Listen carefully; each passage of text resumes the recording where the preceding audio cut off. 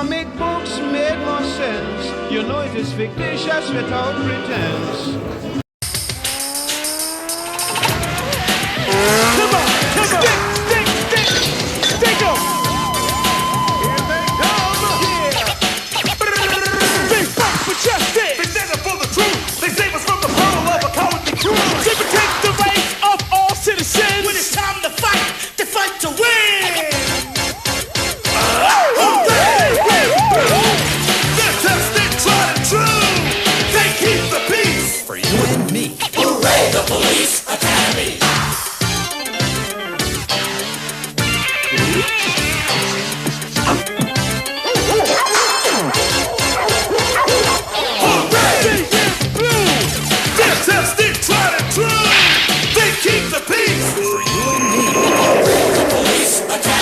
Hey, somebody forgot to dot the I. I'll fix it. Police Academy, the series. Hooray! Okay, let's talk about a real key comic. Police Academy #1. I'm joking, of course, but Police Academy had a comic book out of Marvel. It was based more on the cartoon series, which was based on the R-rated movie franchise of the 1980s. This is issue #1. This is my childhood issue #1. It's all gorped up and stuff. I read it quite a lot. I'm a big Police Academy fan. Police Academy, let me go through the franchise, because this is a huge franchise from the 1980s that's all but forgotten today. So, Police Academy was a movie franchise that debuted in 1984. And I happen to have my DVD covers here. I like the DVDs because I know there's Blu-ray and everything, but the DVDs kept the poster covers. So there's Police Academy 1. This starred, of course, Steve Guttenberg. Kim Cattrall was the female interest here. All sorts of different characters that we'll get to know in this cartoon comic book here. In 1985, there's their first assignment, part 2. There's Mahoney, Steve Guttenberg front and center. Larvell Jones, all sorts of there's Bubba Smith as Hightower. Police Academy 3, back in training. They had their assignment, now they're back in training. Gutenberg's back. You got Bubba Smith, Hooks. The bad guy from part 2 was Bobcat Goldthwait, Zed, so he's part of the Police Academy now. Larvell Jones, that's Tackleberry in a wig, that's Callahan. There's Police Academy 4. This might be the best one. It has most of the characters from the entire franchise in this. I don't think House is in this picture, but you got Sweet Chuck there. And this is the last one with Gutenberg. It's the last one with his character Mahoney. Yeah, part 4. So each of these came out like year after year. So like part 1 was 84, part 2 85, 86, 87. So this came out in 1988, the same year as the cartoon, which this comic book is based on. So Police Academy 5, Assignment Miami Beach, with a brand new like lead character and some other characters from the other movies. There's like Bubba Smith, there's House from part 4 finally making a poster, Larvell Jones, Hooks. And in 89, Police Academy 6, City Under Siege. This is a neat one with kind of super villains. This is sort of, I would say, more akin to the cartoon. And I don't know if that was on purpose, because the cartoon came out between 5 and 6.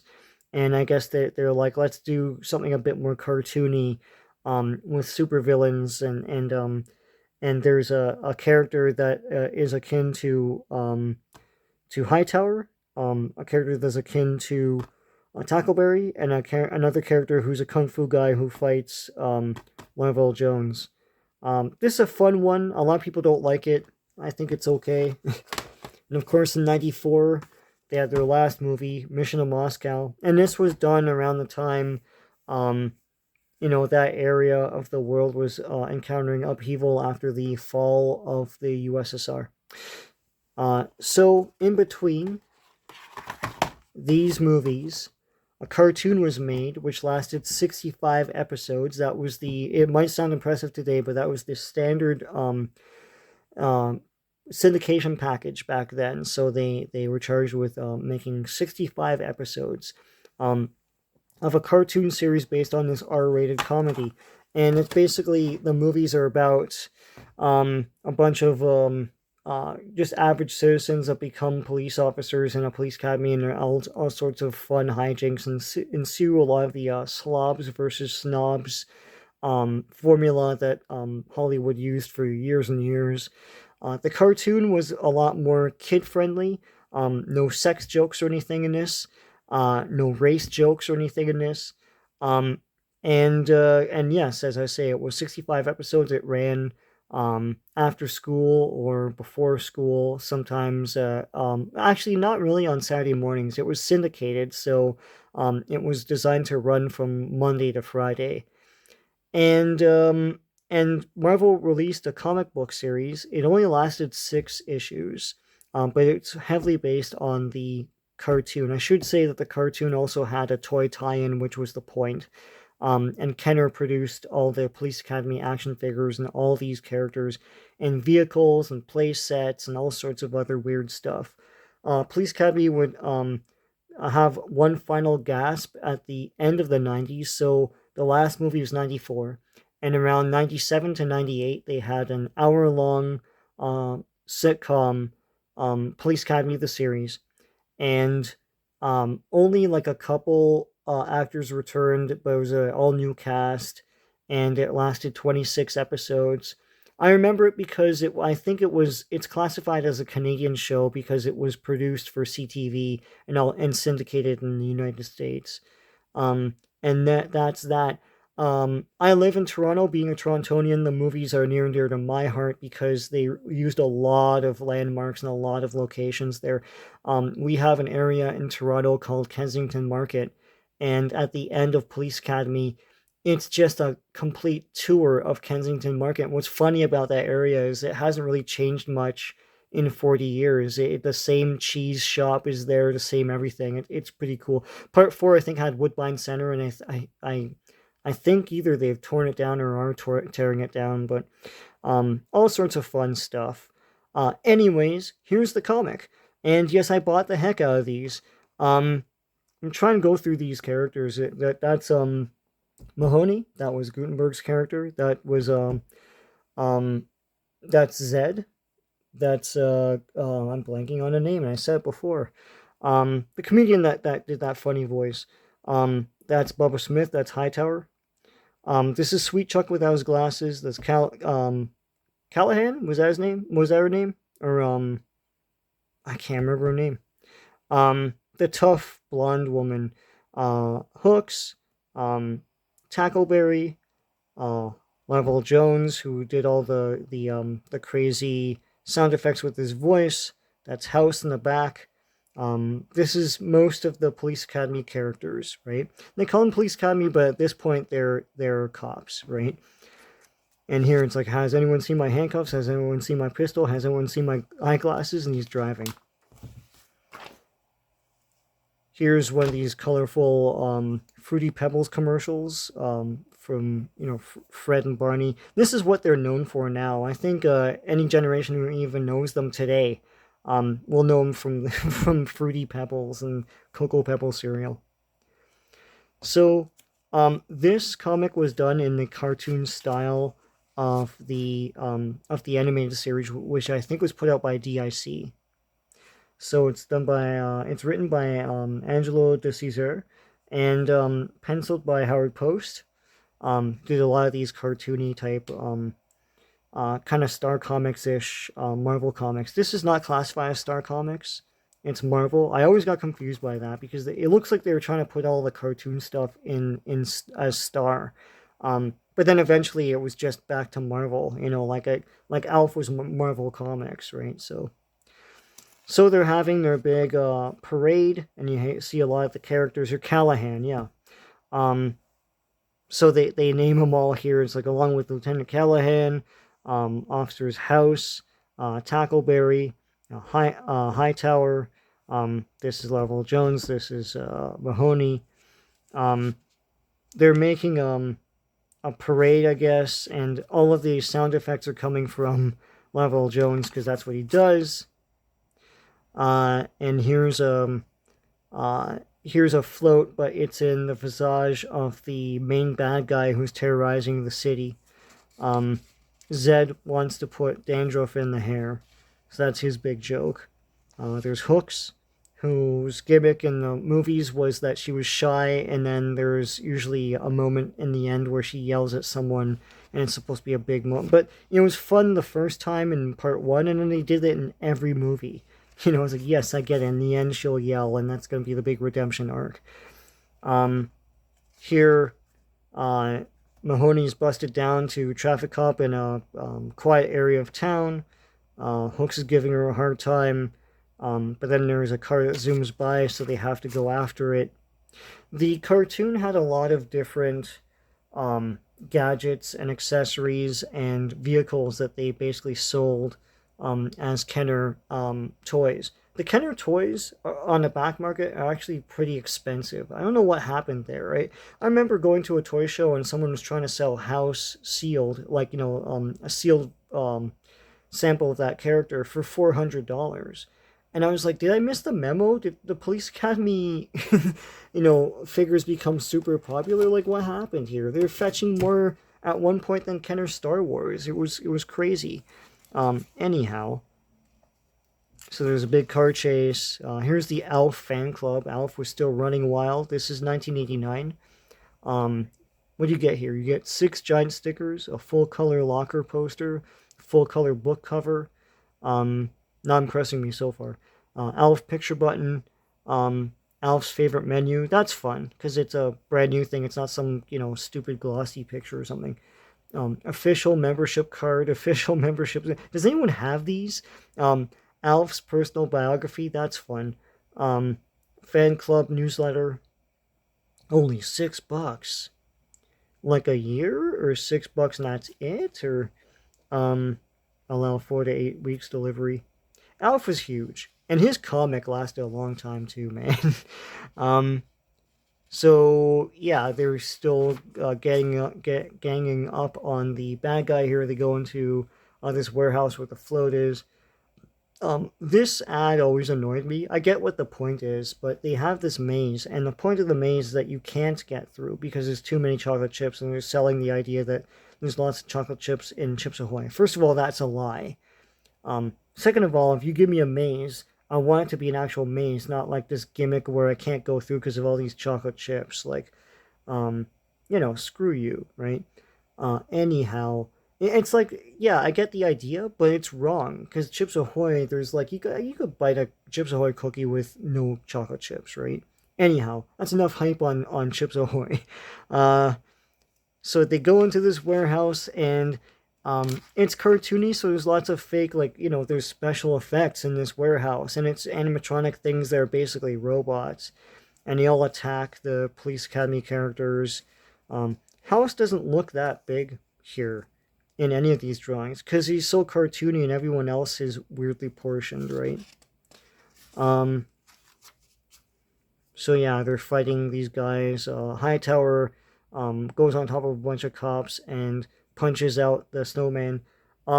Let's talk about that for a bit. Cops were kind of a thing in some cartoon and toy media.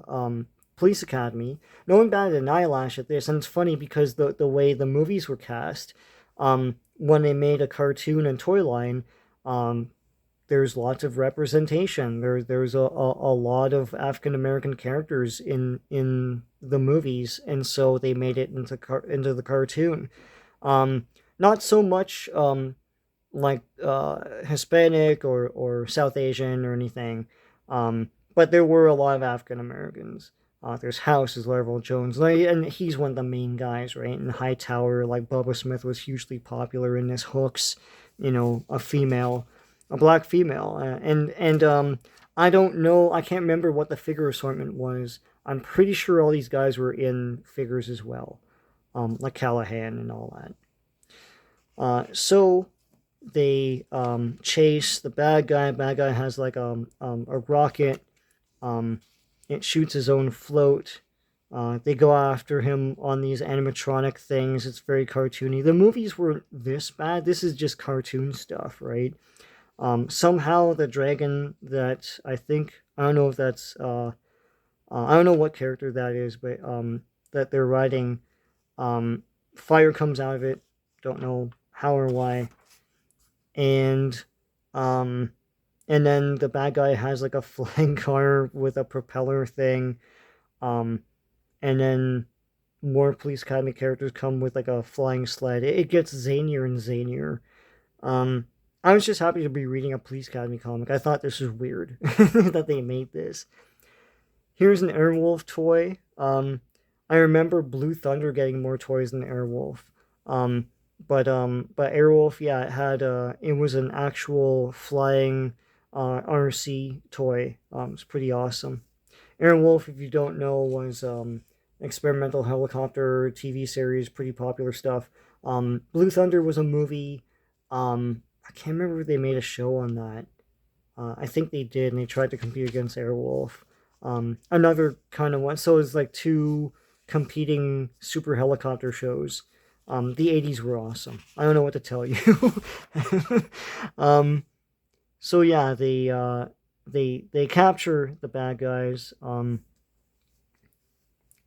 This bad guy was in the movies as well.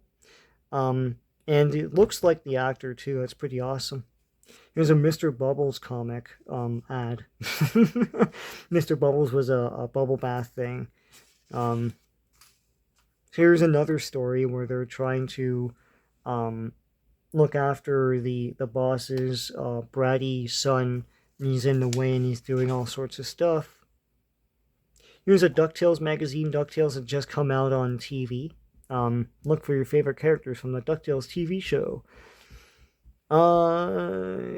So there was a DuckTales magazine. Now I know there was a DuckTales comic because around this time, Disney was actually making their own comics. So there was a DuckTales comic. There was Disney Adventures magazine. So yeah, I guess there was a DuckTales magazine. I don't remember this. Every issue features 2 original DuckTales adventures. That's cool.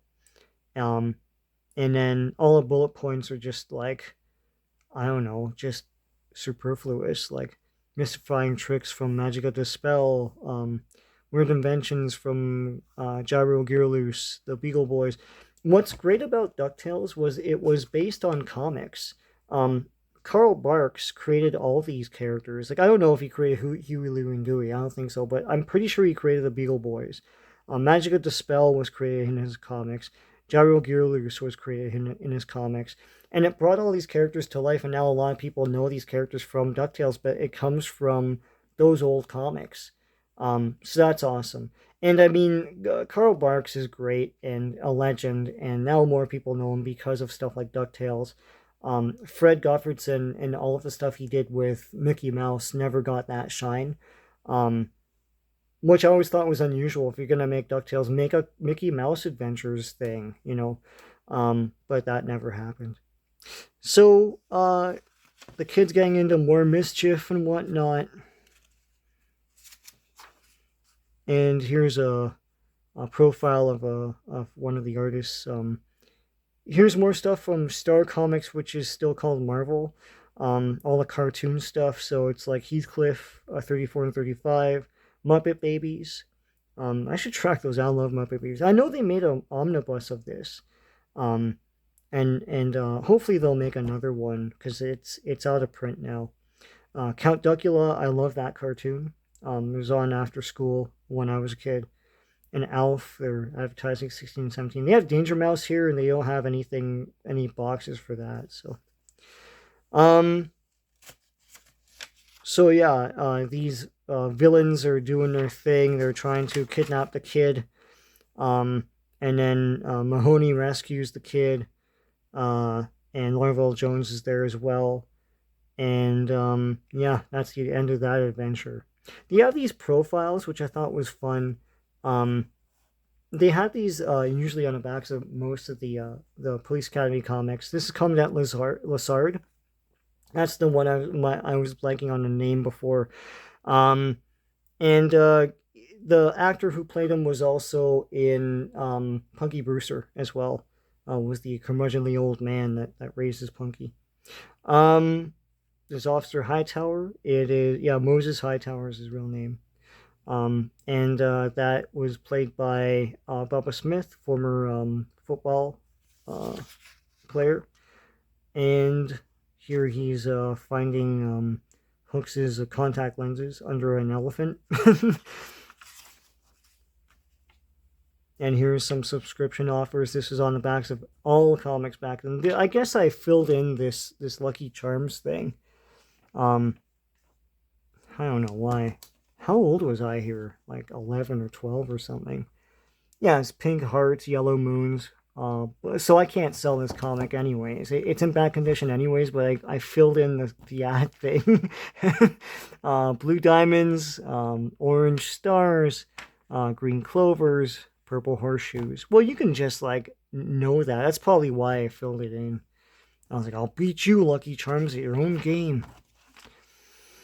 Here's a Captain America Colgate commercial. You usually see, like Hostess cakes and stuff like that. Here's an ad for the opposite, for cleaning the teeth after you eat those fruit pies and Hostess cupcakes and stuff. Colgate Jr. and Captain America. This is pretty neat. I don't know who did the art for all this. Captain America and the likenesses thereof are trademarks of the Marvel Entertainment Group. That's cool. Oh, they fight Count Placula. There you go, man. When's that going to be in the MCU? Okay, so Police Academy issue 1. I think I went way too long on this, but I have a lot to say about Police Academy. It's a long forgotten franchise. I remember it fondly. I know it was politically incorrect, but it was comedy. So I don't, like Cry Me a River. Yeah, it's. I mean, this is near and dear to my heart. This isn't indicative of the Police Academy movies. They were a lot more adult, raunchy, sexy, some race jokes, but more on the side of the bad guys doing something and the good guys getting at them, kind of thing. There was a morality to it. A lot of people made fun of them at the time, but they still made money year after year, so someone was watching them. And a lot of people got starts from this. Like, as I said, Kim Cattrall was in part 1. Sharon Stone was the love interest in part 4. Everyone forgets that. David Spade was in part 4 as well. He was one of the skateboarding punk kids. So there you have it, Police Academy. I hope you enjoyed this. Take care.